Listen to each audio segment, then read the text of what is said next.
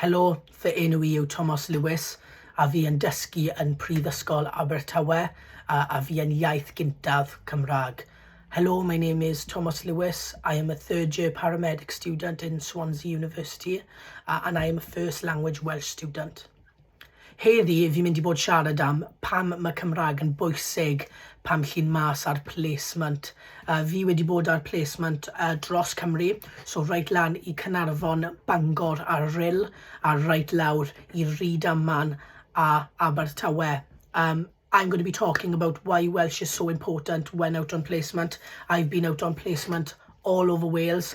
I've been right up to Carnarvon, Bangor and Ryl, right down to places like Ammanford and Swansea. Fi'n siarad Cymraeg pob dydd pam fi'n mas ar placement, wel fi'n trial I anyway.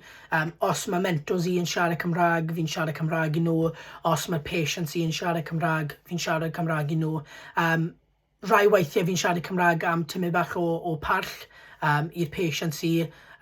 So I try and speak Welsh every single day when out on placement. If my mentors speak Welsh, I speak Welsh to them. If my patients speak Welsh, I speak Welsh to them. A lot of the time, especially in older people, I try and speak Welsh to the patients as a sign of respect to them. A beth fi'n ffindio pan fi'n mas ar placement, ond gyda'r patients sy'n really yn sal, mae siarad Cymraeg I nhw gallu helpu. So what I tend to find is out on placement, if I'm with a really unwell patient, what I tend to find is if I speak Welsh to them, they kind of react a little bit better.